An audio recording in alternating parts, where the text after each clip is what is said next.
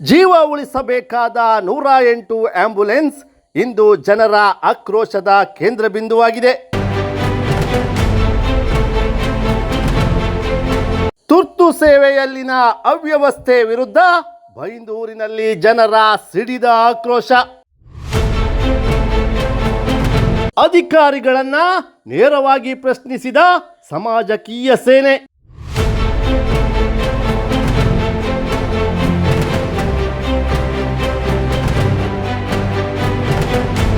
ಬೈಂದೂರು ತಾಲೂಕು ಕಚೇರಿ ಮುಂದೆ ಪ್ರತಿಭಟನೆ ನಡೆಸಿದ ಸಮಾಜಕೀಯ ಸೇನೆ ಸ್ಥಳಕ್ಕಾಗಮಿಸಿದ ಜಿಲ್ಲಾ ಆರೋಗ್ಯಾಧಿಕಾರಿಯನ್ನ ತೀವ್ರ ತರಾಟೆಗೆ ತೆಗೆದುಕೊಂಡು ಉತ್ತರವನ್ನ ಕೇಳಿತು.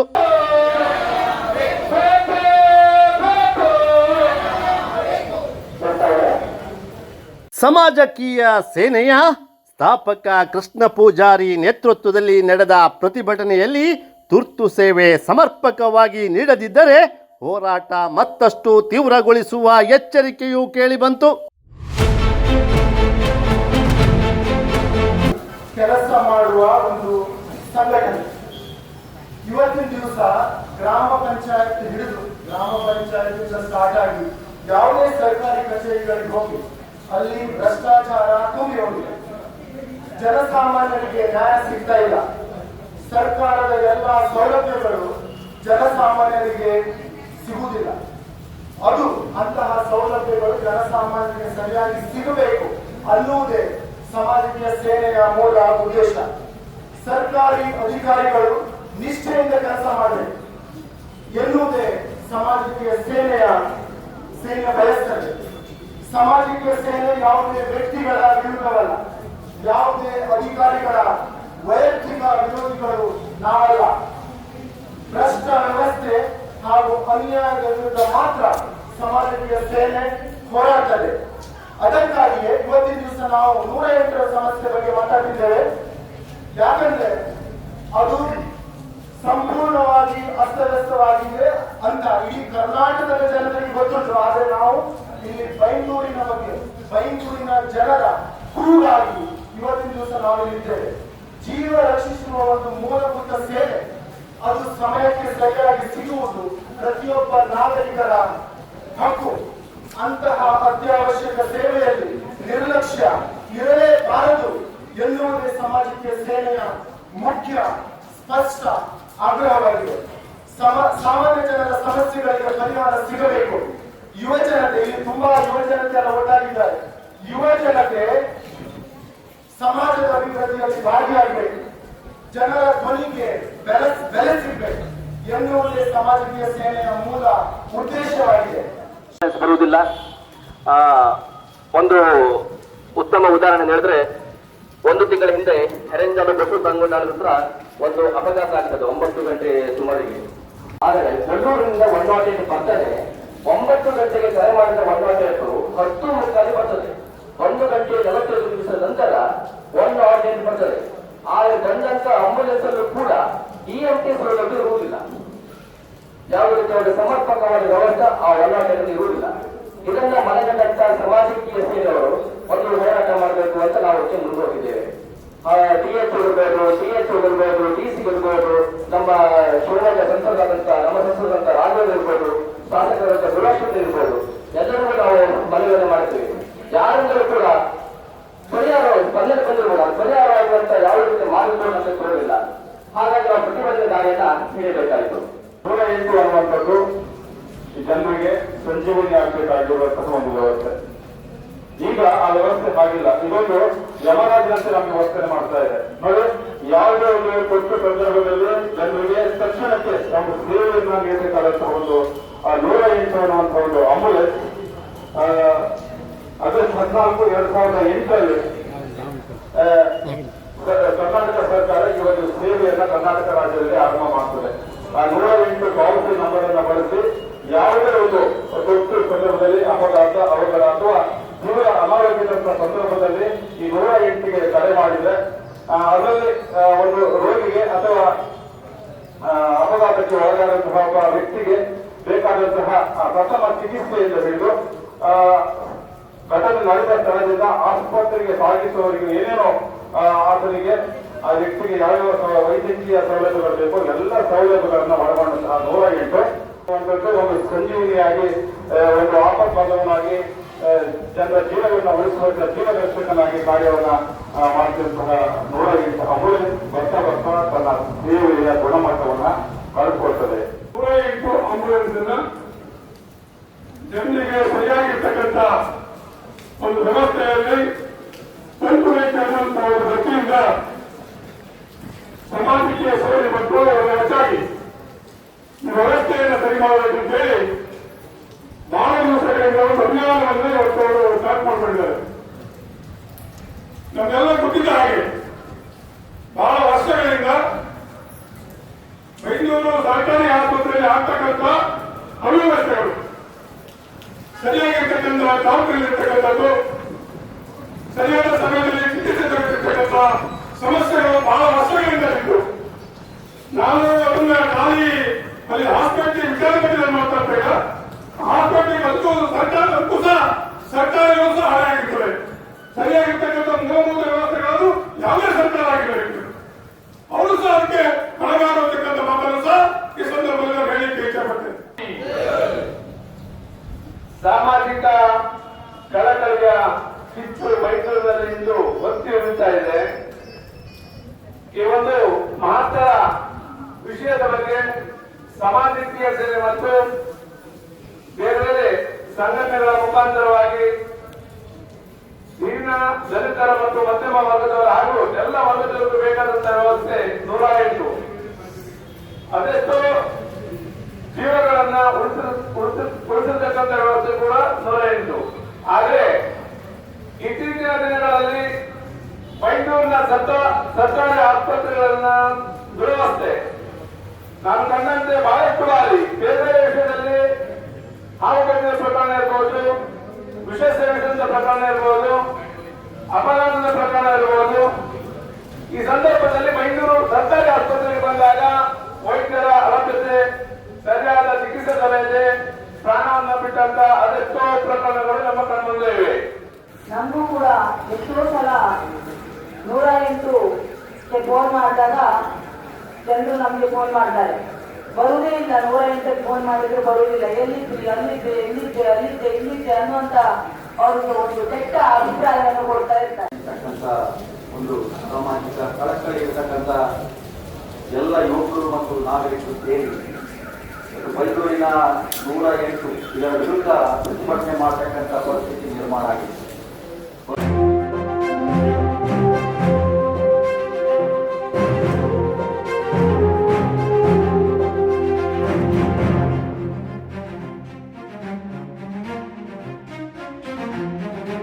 ಇವತ್ತಿನ ಹೋರಾಟ ಬೇಕಾ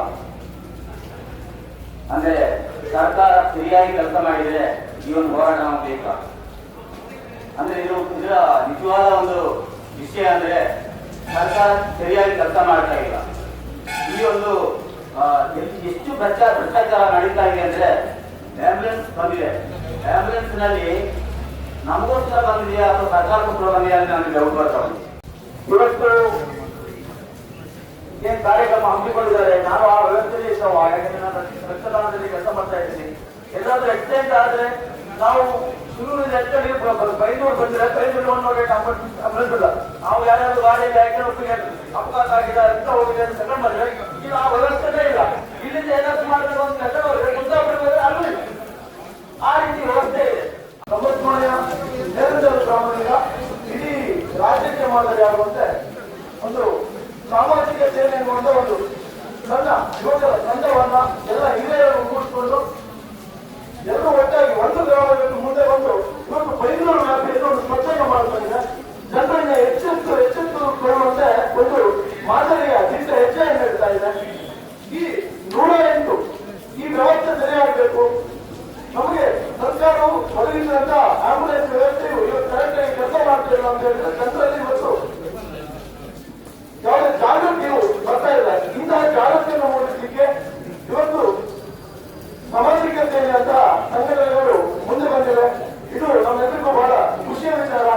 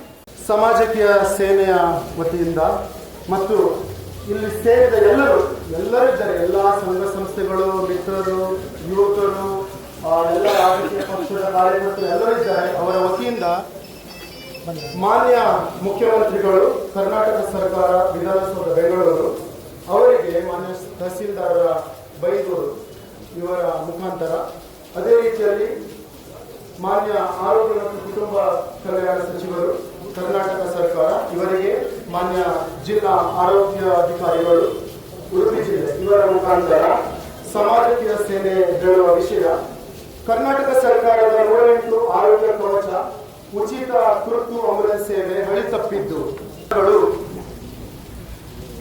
ಅದೇ ರೀತಿಯಲ್ಲಿ EMT ಸೌಲಭ್ಯಗಳು ಇಲ್ಲದೆ ಸಕಾಲಕ್ಕೆ ಸಾರ್ವಜನಿಕರ ತುರ್ತು ಸೇವೆಗೆ ಲಭ್ಯವಾಗದ ಆಂಬ್ಯುಲೆನ್ಸ್ ವ್ಯವಸ್ಥೆಯನ್ನು ತಕ್ಷಣವೇ ಸರಿಪಡಿಸುವಂತೆ ಆಗ್ರಹಿಸಿ ಇವತ್ತಿನ ದಿವಸ 8/2026 ಸಮಾಜಕೀಯ ಸೇನೆ ವತಿಯಿಂದ ಹಮ್ಮಿಕೊಂಡ ಜೂನ್ 8 ಸರಿ ಮಾಡೋಣ 108 ಧರಣಿಯ ಮೂಲಕ ಈ ಕೆಳಗಿನ ಅಭಿಪ್ರಾಯವನ್ನು ಮಂಡಿಸುತ್ತಿದ್ದೇವೆ.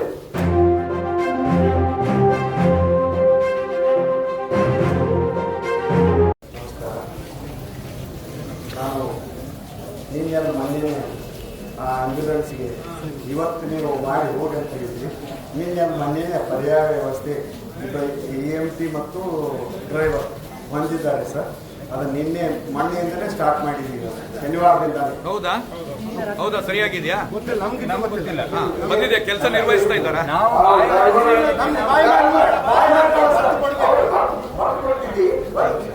ಇವರು ಸಮ್ಮುಖದಲ್ಲಿ ಅವ್ರನ್ನ ತೋರಿಸಿದ್ದೀವಿ. ಈಗ ಅಧಿಕಾರದಲ್ಲಿ ಇದ್ದಾರಲ್ಲ ಇವಾಗ. ಬೈಂದೂರಿ ಮಾತ್ರ ಇದ್ರೆ ಆಸ್ಪತ್ರೆ ಇದೆ, ಬೈಂದೂರಿ ಮಾತ್ರ ಹೇಳೋದಲ್ಲ. ಅಣ್ಣ, ಯಾರು ಒಬ್ರು ಮಾತಾಡಿ ಅಧಿಕಾರಿಗಳ ಹತ್ರ ನೀಟಾಗಿ ನಿಮ್ಮ ಹೇಳ್ತೇವೆ. ಈಗ ಮೊದಲೇ ಹೇಳಿದ್ರು, ಈಗ ಯಾರು ಮಕ್ಕಳೆಲ್ಲ ಹೇಳಿದ್ರು ಧರಣಿ ಆಗ್ತಾ ಇದೆ ಅಂದಾಗ ಆಂಬ್ಯುಲೆನ್ಸ್ ಬಂದಿದ್ದಾರೆ ಅಂತ ಹೇಳಿದ್ರು. ನಾವು ಅದನ್ನು ಅದೇ ರೀತಿಯಲ್ಲಿ ನೋಡ್ತೇವೆ. ನಾವು ಹೇಳಿದ ಹಾಗೆ ನಮ್ಮ ಬೇಡಿಕೆ ಇದರಲ್ಲಿ ಎಷ್ಟು ಆದೇಶ ಕೊಡ್ಬೇಕು, ಪತ್ರ ಕಳಿಸ್ಬೇಕು. ಅಧಿಕೃತ ಪತ್ರದಲ್ಲಿ ನಮಗೆ ಆದೇಶ ಅಂತ ಕೊಡಬೇಕು ಸರ್.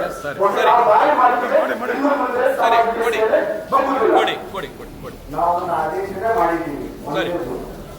ಎರಡನೇದು, ಮೈಸೂರು ತಾಲೂಕಿನಲ್ಲಿ ಅಲ್ಲ, ಇಡೀ ಉಡುಪಿ ಜಿಲ್ಲೆಯಲ್ಲಿ ನಮಗೆ ಸಂಘಕ್ಕೆ 5 ತಿಂಗಳಿಂದ ಬಂದ ತಕ್ಷಣ ನಾನು 8ನೇ ತಾರೀಕು ಹೇಳ್ತೀನಿ. ಅವತ್ತಿಂದ ಏನಾಗಿದೆ, ಸ್ವಲ್ಪ ಕಮ್ಯುನಿಕೇಶನ್ ಗ್ಯಾಪ್ ಆಗಿದೆ. 24/12 ನಾನು ಮೇಡಮ್ ಅವ್ರ ಹತ್ರ, DC ಮೇಡಮ್ ಅವ್ರ ಹತ್ರ ಮಾತಾಡಿ ನಮ್ಮ ಎಲ್ಲ ಡ್ರೈವರ್ಗಳು ಉಡುಪಿ ಜಿಲ್ಲೆಗೆ ನನ್ನ ಆಂಬ್ಯುಲೆನ್ಸ್ಗಳು ಎಷ್ಟಿದ್ದಾವೆ, ನಮ್ಮ ಪ್ರಾಥಮಿಕ ಆರೋಗ್ಯ ಕೇಂದ್ರದಲ್ಲಿರ್ಬೋದು, ಆಮೇಲೆ ಸಮುದಾಯ ಆರೋಗ್ಯ ಕೇಂದ್ರ, ಅವನ್ನೆಲ್ಲನೂ ಎಲ್ಲಿ 1 ದಿನ ರೇಟ್ ಬರಲ್ಲ, ಅಲ್ಲಿ ನಾವು ವೈದ್ಯಾಧಿಕಾರಿಗಳ ಹೆಸರು, ಅವ್ರ ಮೊಬೈಲ್ ನಂಬರ್, ಡ್ರೈವರ್ ನಂಬರ್ ಸಮೇತ ಒಂದು ಲಿಸ್ಟ್ ಮಾಡಿ ರೆಡಿ ಮಾಡಿಟ್ಟು ಕೊಟ್ಟಿದ್ದೀವಿ. ಆದರೆ ಅದು ಕಮ್ಯುನಿಕೇಶನ್ ಆಗಿಲ್ಲ ಯಾರಿಗೂ. ಈಗ ಅದನ್ನೇ ಮೊನ್ನೆ ಅದನ್ನು ಚರ್ಚೆ ಮಾಡಿ ಇದನ್ನು ನಾನು ಬಸ್ ಸ್ಟ್ಯಾಂಡ್ ಇರ್ಬೋದು, ತಹಸೀಲ್ದಾರ್ ಆಫೀಸ್ ಇರ್ಬೋದು, ಸರ್ಕಾರಿ ಎಲ್ಲ ಸಂಸ್ಥೆಗಳಲ್ಲಿ ಇದನ್ನ ಒಂದು ಬ್ಯಾನರ್ ತರ ಪೋಸ್ಟರ್ ತರ ಮಾಡಿ ಅಂಟಿಸ್ತೀವಿ. ಅವ್ರು ಜನಸಾಮಾನ್ಯರಿಗೆ ಕಾಣಿಸಿ ಅವ್ರು ಅಲ್ಲಿಂದಲೇ ಬರ್ತಾ ಇಲ್ಲ, ನಾವು ಫೋನ್ ಮಾಡಿ, ನಮ್ಮ ಡ್ರೈವರ್ ಮಾಡಿ, ನಮ್ಮ ವೈದ್ಯಾಧಿಕಾರಿಗಳಿಗೆ ಮಾಡಿ, ತಾಲೂಕು ಆರೋಗ್ಯಾಧಿಕಾರಿಗಳಿಗೆ ಮಾಡಿ, ನನಗೆ ಮಾಡಿ, ಎಲ್ಲ ನಂಬರ್ಗಳನ್ನು ಹಾಕಿಕೊಟ್ಟಿದ್ದೀವಿ. ಲಿಸ್ಟಲ್ಲಿ ನೋಡಿ 18 ನನ್ನ 108 ಬಿಟ್ಟು ನಮ್ಮೂ 18 ಇದ್ದಾವೆ. ಅದನ್ನ ನಾವು ಪರ್ಯಾಯ ವ್ಯವಸ್ಥೆ ಮಾಡಿಕೊಟ್ಟಿದ್ದೀವಿ. ಕಾರಣ ಏನಂದ್ರೆ EMT ಮತ್ತು ಡ್ರೈವರ್ಗಳ ಕೊರತೆ ಇರೋದ್ರಿಂದ. ಈ ಕೊರತೆಯನ್ನು ಈ 15 ದಿನದಲ್ಲಿ ನಮ್ಮ ಹೊಸ ಆರೋಗ್ಯ ಸಚಿವರು ನೀರಿನಲ್ಲಿ ಹೇಳಿದ್ದಾರೆ. ಅದಕ್ಕಿಂತ ಮುಂಚಿತವಾಗಿ ಈಗ ಒಂದೊಂದು ಕಡೆ ಬರ್ತಾ ಇದ್ದಾರೆ. ನೀರು ಮನೆಯೇ ಬೈಂದೂರಿಗೆ ಬಂದಿತ್ತು ಸರ್. ಇಲ್ಲಿ ಸರ್ ಇನ್ನೊಂದು ವಿಷಯ ಏನಂತ ಹೇಳಿದ್ರೆ, ಅವರು ಜೀವಿಕೆ ಅನ್ನೋದು ಸರ್ಕಾರದ ಒಂದು ಸಂಸ್ಥೆ ಒಡಂಬಡಿಕೆ ಮಾಡ್ಕೊಂಡಿರುತ್ತೆ, ಸರ್ಕಾರದ ಜೊತೆ ಒಡಂಬಡಿಕೆ ಮಾಡಿರುತ್ತೆ. ಒಡಂಬಡಿಕೆಯನ್ನ ತಪ್ಪಿದಲ್ಲಿ ಇಮ್ಮಿಡಿಯೇಟ್ ಆಗಿ ಅವ್ರ ಮೇಲೆ ಆಕ್ಷನ್ ತಗೋಬೇಕು. ಅದು DHO ಮತ್ತು ಅಲ್ಲಿ DC ಸಂಬಂಧಪಟ್ಟ ತಹಸೀಲ್ದಾರಿಗೆ ಸಂಬಂಧಪಟ್ಟ. ಎಸ್ ಸರ್, ಯಾಕಂದ್ರೆ ಅವ್ರ ಹತ್ರ ರಿಕ್ವೆಸ್ಟ್ ಮಾಡ್ಕೊಳ್ಳೋಂಥದ್ದು ಏನಿದೆ ನಮಗೆ. ಜೀವಿಕೆ ಸಂಸ್ಥೆಯದ್ದು ಸೆಂಟ್ರಲ್ದಿಂದಲೇ ಅದು ಟೆಂಡರ್ ಆಗಿದ್ದು ಅಲ್ಲಿಗೆ ಹೋಗ್ತಾ ಇತ್ತು. ಈಗ ಕಳೆದ ಒಂದು ವರ್ಷದಲ್ಲಿ ಅದನ್ನ ನಮ್ಮ ಸರ್ಕಾರಿ ಅಧೀನದಲ್ಲೇ ಇಟ್ಟುಕೊಳ್ಳೋ ಸಲುವಾಗಿ ಪ್ಲಾನ್ ಮಾಡಿದ್ದಾರೆ. ಆ ಪ್ಲಾನ್ ಎಕ್ಸಿಕ್ಯೂಟ್ ಆಗೋದಕ್ಕೆ ಟೈಮ್ ತಗೊಂಡಿದೆ. ಅಲ್ಲ, ಜೀವಿಕೆ ಇಲ್ಲ, ತಪ್ಪು ಸಂದೇಶ ಬೇಡ. ಜೀವಿಕೆ ಸೆಂಟ್ರಲ್ ಗವರ್ಮೆಂಟಿನ ಒಂದಿದಾದ್ರೂ ಕೂಡ ಸರ್ಕಾರದ ಕರ್ನಾಟಕ ಸರ್ಕಾರದ ಆ ಅಧೀನದಡಿ ವರ್ಕ್ ಮಾಡ್ಲಿಕ್ಕೆ ಅವಕಾಶ ಆಗಿದೆ. ಸರ್, ಅವಕಾಶ ಆಗಿತ್ತು 2008ರಿಂದ. ಅದು ಈಗ 2 ವರ್ಷದಿಂದ ಅವ್ರದ್ದು ಕಾಂಟ್ರಾಕ್ಟ್ ತೆಗೆದಿದ್ವಿ. ಇಮಿಡಿಯೇಟ್ ಆಗಿ ಗ್ಯಾಪ್ ಆಗಬಾರ್ದು ಕಾರಣಕ್ಕೆ ನಾವು ರೆಡಿ ಆಗೋವರೆಗೆ ಅವ್ರನ್ನ ಮುಂದುವರಿಸ್ತಾ ಇದ್ದೀವಿ ಅಷ್ಟೇ. ಒಂದು ಕೆಲಸ ಮಾಡೋಣ, ಇಲ್ಲಿ ಯಾರು ಇದು ಸಂದೇಶ ಕೊಡೋದು ಬೇಡ. ಈಗ ಒಂದು ಅಣುಕು ಪ್ರದರ್ಶನ ಅಂದ್ರೆ ನಮ್ಮ ಇದು ಎಷ್ಟು ಆಕ್ಟಿವ್ ಇದೆ ಅನ್ನೋದಕ್ಕೆ ಒಂದು ನೋಡೋಣ. ಒಂದು 108 ಈಗ ಒಂದು ಕರೆ ಮಾಡೋಣ, ಎಷ್ಟು ನಿಮಿಷದಲ್ಲಿ ಇಲ್ಲಿ ಬರ್ತದೆ ನೋಡೋಣ. ಒಂದು ಈಕ್ಷಣ ನಿಮ್ಮ ಅನುಮತಿ ಪಡ್ಕೊಂಡು, ಯಾಕೆಂತ ಹೇಳಿದ್ರೆ ಎಷ್ಟೊತ್ತು ಸಿಗುತ್ತೆ. ಯಾರೋ ಒಬ್ರು ಮಾಡ್ರಿ, 108 ಕರೆ ಮಾಡಿ ಇಲ್ಲಿ ತುರ್ತು ಇದಿದೆ ಅಂತ ಬಿಟ್ಟು ಅಲ್ಲಿದ ಅಡ್ರೆಸ್ ಕೊಡಿ.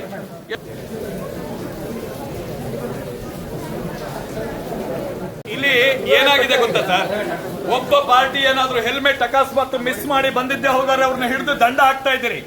ಎಷ್ಟು ಸರ್ಕಾರಿ ಇಲಾಖೆಯ ಇದಕ್ಕೆ ನೀವು ಅದನ್ನ ಪಾಲನೆ ಮಾಡ್ತಾ ಇದ್ರಿ. ಎಷ್ಟು ಇನ್ಸೂರೆನ್ಸ್ ಇದೆ, ಲೈಸೆನ್ಸ್ ಇದೆ. ಇಲ್ಲಿ ಏನ್ ಗೊತ್ತಾ, ಜನಗಳು ಮಾತ್ರ ಕುರಿ. ಯಾವ ಅಧಿಕಾರಿಗಳು ರಾಜಕಾರಣಿಗಳು ಕುರಿ ಅಲ್ಲ. ಇಲ್ಲಿ ಜನಗಳು ಕುರಿ. ಎಷ್ಟು ಸರ್ಕಾರಿ ಬಸ್ಗಳಿಗೆ ಲೈಸೆನ್ಸ್ ಇದೆ, ಇನ್ಸೂರೆನ್ಸ್ ಇದೆ. ಎಷ್ಟು ಜನ ಬ್ಯಾಡ್ಜ್ ಹಾಕೊಂಡ್ ಬರ್ತಾರೆ. ಎಷ್ಟು ಜನ ಈಗ ತಹಸೀಲ್ದಾರ್ ಅಂತ ಬಂದಿದ್ದಾರೆ. ತಹಸೀಲ್ದಾರ್ ಅನ್ನಲಿಕ್ಕೆ ಅವ್ರ ಹತ್ರ ಏನು ಐಡೆಂಟಿಫಿಕೇಶನ್ ಇರ್ತದೆ, ನಿಮ್ ಸುದ್ದಿ ಹೇಳಿಲ್ಲ ಸರ್, ಒಟ್ಟು ಹೇಳಿರೋದು. ಸೊ ಈ ರೀತಿ ಎಲ್ಲ ಇರ್ತದೆ ಅನ್ನೋದು ಅವರಿಗೆ ಅಧಿಕಾರಕ್ಕೆ. ನಮಗೆ ನಾವು ಅಧಿಕಾರಿಗಳಂದ್ರೆ ನಾವು ಬಹಳ ಮೇಲು ಅನ್ನೋದು ಒಂದು ಇದು ಬಂದಿದೆ. ಅದು ನಿಲ್ಬೇಕು, ಕಡ್ಡಾಯವಾಗಿ ನಿಲ್ಬೇಕು. ಜನಗಳಿಗಾಗೆ ಕೆಲಸ ಮಾಡ್ಬೇಕು, ಜನರಿಗಾಗೆ ಬದುಕಬೇಕು. ಸಂಬಳ ತಗೊಳ್ತಾ ಇರೋದು ಜನರ ಹಣ ಅಲ್ಲ. ಹಾಗಾಗಿ ಈ ಒಂದು ನಿಯಮ ಬರಬೇಕು. ಈಗ ಏನಾದ್ರೂ ಆಂಬ್ಯುಲೆನ್ಸ್ ತಕ್ಷಣ ಬಂದಿದ್ದೆ ಹೋದ್ರೆ ನಿಮ್ಮ ಕಾರ್ಯನ ಮೆಚ್ಚುಗೆ ವ್ಯಕ್ತಪಡಿಸ್ತೀವಿ. ಇಲ್ಲ ಅಂತ ಹೇಳಿದ್ರೆ ನಿಮ್ಗೆ ಗೇರು ಹಾಕ್ಬೇಕಾಗತ್ತೆ. ನಾವು 10 ನಿಮಿಷ ಬರ್ಬೇಕಲ್ಲ, 3 ನಿಮಿಷ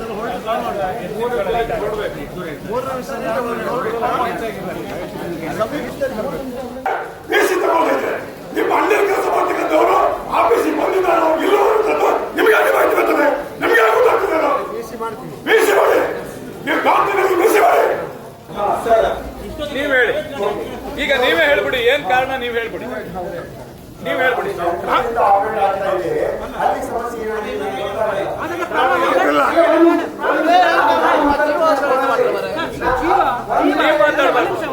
ನೀವು ಮಾತಾಡಬಾರ್ದು.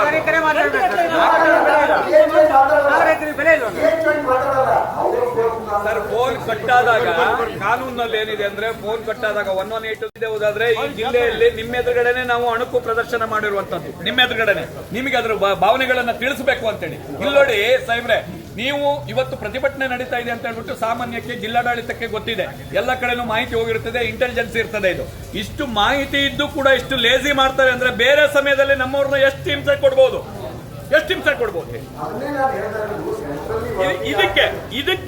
ಇದಕ್ಕೆ ಇವತ್ತು ಏನು ಶರ ಬರೀತೀರಿ ನೀವು? ಇದಕ್ಕೆ ಅಧಿಕಾರಿಗಳಿಗೆ ಏನು ಇದು ಬರೀತೀರಿ ನೀವು? ನಾನು ಅದೇ ಹೇಳ್ತಾ ಇದ್ದೀನಿ. ಈಗ ಸೆಂಟ್ರಲ್ ಇದನ್ನ ಡಿಸೆಂಟ್ರಲೈಸ್ ಆಗ್ತಾ ಇದೆ. ಪ್ರತಿಯೊಂದು ಜಿಲ್ಲೆಗೂ ಡಿಸಿಯವರನ್ನ ಡಿಸಿ ಡಿಎಚ್ ಮಾಡಿ ನಮಗೆ ಈ ನಡೆಸೋದಕ್ಕೆ ಕೊಡೋದಕ್ಕೆ ಮಾಡ್ತಾ ಇದ್ದಾರೆ. ಅದು ಆಗ್ಬೇಕಾಗಿದೆ. ಅದು ಆಗಲವರಿಗೆ ಜನ ಬದುಕಿರ್ತಾರ? ಆಕ್ಸಿಡೆಂಟ್ ಆದ ಮನುಷ್ಯ ಬದುಕ್ತಾನ? ಹಾಗಾದ್ರೆ ನೋಡಿ, ಒಂದ್ ನಿಮಿಷ, ಸೆಂಟ್ರಲ್ ಇಂದ ರಾಜ್ಯ ಆದ್ರ ಮೇಲೆ ನಮ್ಮ ಕರ್ನಾಟಕಕ್ಕೆ ತರಲಿ. ಅಲ್ಲಿವರೆಗೆ ಕರ್ನಾಟಕದಲ್ಲಿ ಬೇಡ. 118 ಕಿತ್ಬಿಸಾಕಿ. ಯಾಕ್ರಿ ಮುಖ್ಯಮಂತ್ರಿಗಳ ಇದಾಗ್ತೀರಿ? ಯಾಕೆ ಮುಖ್ಯಮಂತ್ರಿಗಳ ಫೋಟೋ ಹಾಕ್ತೀರಿ? ಯಾಕೆ ಉಪಮುಖ್ಯಮಂತ್ರಿಗಳ ಫೋಟೋ ಹಾಕ್ತೀರಿ? ಯಾಕೆ ಆರೋಗ್ಯ ಸಚಿವರಿಂದ ಹಾಕ್ತೀರಿ? ನಮ್ಮ ಕರ್ನಾಟಕದ್ದು ತೆಗೆದು ಬಿಸಾಕಿ ಅಂತ ಕಿತ್ತು. ಇಲ್ಲ, ನಾವು ಇವತ್ತೇ ಕೀಳಕ್ ಶುರು ಮಾಡ್ತೀವಿ. ನಾನು ನೋಡೋಣ, ಅದೇನಾದ್ರು ಆಗೋದಿದ್ರೆ ಆಗ್ಲಿ. ಮಾತಲ್ಲ ಸರ್, ಇದು ರಾಜ್ಯದ್ದು, ರಾಷ್ಟ್ರದ್ದು ನಮ್ಮ ಕೇಳೋರು. ನಮ್ಗೆ ಯಾಕೆ 118 ನಮ್ಮಲ್ಲಿಗೆ?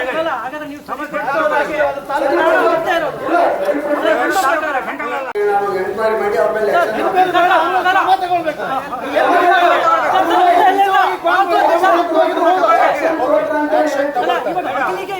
ಈಗ ಬಡವರಿಗೆ ಯಾರಿಗಾದ್ರೂ ಆಂಬುಲೆನ್ಸ್ ಬೇಕಾದ್ರೆ ಇವ್ರಿಗೆ ಫೋನ್ ಮಾಡಿ, ನಾನು ಯಾರ ಹೆಸರು ಹೇಳಲಿಲ್ಲ, ದೊಡ್ಡವ್ರಿಗೆ ಫೋನ್ ಮಾಡ್ರೆ ಅವ್ರು ಬರ್ತಾರಂತೆ. ಈಗ ನೋಡಿ, ಇಲ್ಲಿ ಫೋನ್ ಮಾಡಿದ್ರ ಏನಾಯ್ತು? ಫೋನ್ ಕಟ್ ಆಯ್ತು ಅಲ್ವಾ? ಆಂಬುಲೆನ್ಸ್ ಬಂತ? ಇಲ್ಲ. ಆಂಬುಲೆನ್ಸ್ ಕೇವಲ 1.5 ಕಿಲೋಮೀಟರ್ ಹತ್ರ ನಿಂತಿದೆ. ಅದೇ ರೀತಿಯಲ್ಲಿ ಬೈಂದೂರಲ್ಲಿ ಹಳ್ಳಿಗಾಡು ಪ್ರದೇಶ ಎಷ್ಟಿದೆ, ಅಲ್ಲಿ ಫೋನ್ ನೆಟ್ವರ್ಕ್ ಕೂಡ ಇರುವುದಿಲ್ಲ. ಅಂತ ಸ್ಥಳದಲ್ಲಿ ಈ ತರ ಪರಿಸ್ಥಿತಿ ಆದ್ರೆ ಬಡ ಜನರು ಏನ್ ಮಾಡ್ತಾರೆ? ನೀವೇ ಹೇಳಿ ಸರ್, ಏನ್ ಮಾಡ್ತಾರೆ? ರಾಜಕೀಯ ವ್ಯಕ್ತಿಗಳು ಅವ್ರಿಗೆ ಫೋನ್ ಮಾಡ್ಬೇಕು. ಯಾರು? ಬಡವರು ಅವ್ರಿಗೆ ಫೋನ್ ಮಾಡ್ಬೇಕು. ಅಣ್ಣ ಒಂದ್ ಕಳ್ಸ್ಕರ, ಅವ್ರು ಅಂತವ್ರು ಬಂದ್ರೆ ಮಾತ್ರ ಬರ್ತದೆ. ಅಂತಹ ಪರಿಸ್ಥಿತಿಯನ್ನು ಕೂಡ ಬೈಂದೂರಿನ ಜನತೆ ನೋಡಿದ್ದಾರೆ. ಅದಕ್ಕೋಸ್ಕರನೇ ಇವತ್ತಿನ ದಿವಸ ಇಲ್ಲಿ ನಾವು ಈಗ ಕೆಲವರು ಹೇಳಿದ್ರು ಇಲ್ಲಿ ಮಾತಲ್ಲೇ ನಾವೇನ್ ಮಾಡ್ತೇವೆ, ಆಂಬುಲೆನ್ಸ್ ಬರೆದ್ರೆ ಏನ್ ಮಾಡ್ತೇವೆ ಸರ್, ಏನ್ ಮಾಡ್ತಾರೆ ಬರೆದ್ರೆ ಏನ್ ಮಾಡ್ತಾರೆ ಹೇಳಿ, ಯಾವ್ದಾದ್ರು ಪ್ರೈವೇಟ್ ತುಂಬಿಸ್ಕೊಂಡು ತಗೊಂಡು ಹೋಗ್ತಾರೆ ಸರ್. ನೀವು ಹಿರಿಯರು ನಿಮ್ಗೆ ಗೊತ್ತಿದೆ ಸರ್ ಎಲ್ಲ. ಈಗ ಆಟದ ಮೈದಾನದಲ್ಲಿ ಕೂಡ ಒಬ್ಬ ವ್ಯಕ್ತಿ ಆಟಗಾರ ಬಿದ್ರೆ ಏನ್ ಮಾಡ್ತಾರೆ ನೋಡಿದ್ರೆ ಯುವಜನರೆಲ್ಲ ಇರ್ತಾರೆ, ಏನ್ ಮಾಡ್ತಾರೆ, ಅವರ ಬಾಡಿ ಅವರ ದೇಹ ಮೂವ್ ಆಗಬಾರ್ದು, ತಲೆ ಅಲ್ಲಾಡಬಾರ್ದು ಅಂತ ಹೇಳ್ಕೊಂಡು ಸ್ಟ್ರೆಚರ್ ಆಟದ ಮೈದಾನವನ್ನು ತಗೊಂಡು ಹೋಗ್ತಾರೆ. ಇವರು ನಾವೆಲ್ಲರೂ ನೋಡಿದ್ದೇವೆ, ಹೌದು ತಾನೆ? ಅಂತಹ ಪರಿಸ್ಥಿತಿ ಇರಬೇಕು, ಅದು ನಮ್ಮ ಮೂಲಭೂತ ಹಕ್ಕು. ಕಾನೂನು ನಮ್ಗೆ ಹೇಳ್ತಾರೆ, ಆರ್ಟಿಕಲ್ 21 ಅದನ್ನೇ ಹೇಳ್ತಾರೆ, ನಮಗೆ ಮೂಲಭೂತ ಹಕ್ಕನ್ನು ಕೊಡಬೇಕಂತ. ಅಂತಹ ಪರಿಸ್ಥಿತಿಯಲ್ಲಿ ಒಂದ್ ನಿಮಿಷ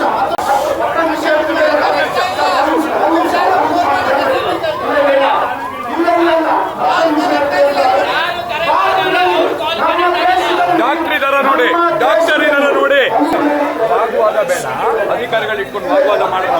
ಪ್ರಶ್ನೆಗೆ ಬಂತು ಅನ್ನೋದು ಮುಖ್ಯ. ಒಂದನೇದಾಗಿ ಯಾವ ವ್ಯಕ್ತಿ ಕರೆಯನ್ನ ಮಾಡಿರ್ತಾರೋ ಅವನಿಗೆ ಸರಿಯಾದ ಮಾಹಿತಿಯನ್ನು ಕೊಟ್ಟು ತರಿಸಬೇಕು. ಅವನಿಗೆ ಫೋನೇ ಇಲ್ಲದೆ ಆಂಬುಲೆನ್ಸ್ ಬಂತು ಅಂದ್ರೆ ಇಷ್ಟು ಒಳ್ಳೇದಾಯ್ತಲ್ಲ ದೇಶ, ರಾಮರಾಜ್ಯ.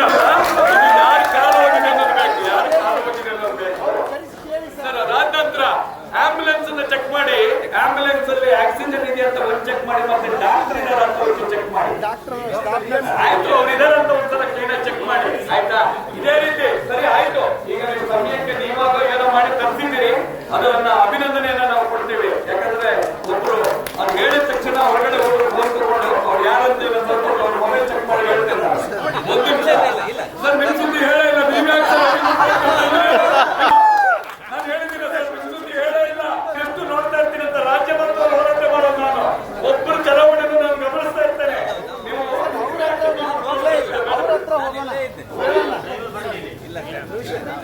ಅಲ್ಲಿಗೆ ಕಾಲ್ ಮಾಡಿ ನಾವು ಸ್ಪೆಸಿಫಿಕ್ ಆಗಿ ಈ ಲೊಕೇಶನ್ ಅಂತ ಹೇಳಿದ್ವಿ, ತಹಸೀಲ್ದಾರ್ ಆಫೀಸ್ ಅಂತ ಹೇಳಿ ಅವ್ರಿಗೆ ತಹಸೀಲ್ದಾರ್ ಆಫೀಸ್ ಹೋಗಿ ಅಂತ ಆದೇಶ ಬಂತು. ಆ ರೀತಿಯಾಗಿರುತ್ತೆ. ನೀವು ಮಧ್ಯದಲ್ಲಿ ಯಾವಾಗ ಫೋನ್ ವಾಪಸ್ ನಿಮಗೆ ಬರುತ್ತೆ ಅಂದರೆ ಗುಡ್ಡಗಾಡ ಪ್ರದೇಶದಲ್ಲಿ, ಗೊತ್ತಿರುವ ಪ್ರದೇಶದಲ್ಲಿ ಅವ್ರು ಹೋಗ್ತಿರ್ಬೇಕಾದ್ರೆ ಆ ಡ್ರೈವರ್ಗೆ ನಿಮ್ಮ ಕಡೆಯಿಂದ ಕಾನ್ಫರೆನ್ಸ್ ಕಾಲ್ ಆಗ್ತಾರೆ. ಆವಾಗ ನೀವು ಕಾನ್ಫರೆನ್ಸ್ ಕಾಲ್ ಬರುತ್ತೆ. ಆಮೇಲೆ ಮಧ್ಯದಲ್ಲಿ ಅವ್ರು 2-3 ಸಲ ಮಾತಾಡ್ತಾರೆ. ಇದು ಡೈರೆಕ್ಟ್ ಲೊಕೇಶನ್ ಗೊತ್ತಿದೆ, ತಹಸೀಲ್ದಾರ್ ಆಫೀಸ್ ಹೋಗಿ ಬೆಳೂರು ತಹಸೀಲ್ದಾರ್ ಆಫೀಸ್ ಬಂದು ಅದು ಅಷ್ಟೇ ಆಗಿರೋದು. ಇದರಲ್ಲಿ ನಾವು ನಾಟಕ ಮಾಡೋದು ಏನೂ ಅವಶ್ಯಕತೆ ಇಲ್ಲ. ಸರ್ಕಾರದಿಂದ ಕೆಲಸ ಮಾಡಕ್ ಬಂದಿದ್ದೀವಿ, ಸರ್ಕಾರಿ ಕೆಲಸ ಮಾಡಿದ್ದೀವಿ. ನಮ್ಮ ಎಲ್ಲ